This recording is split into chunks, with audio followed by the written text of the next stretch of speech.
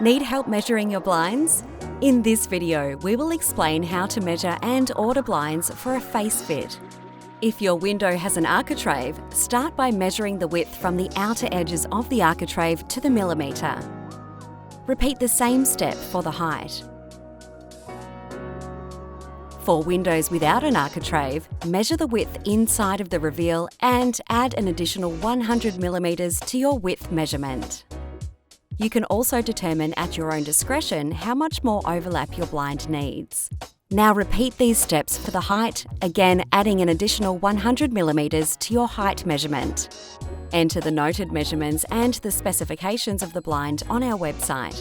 Ensure that you use the hard measurements that you have taken and do not make any deductions.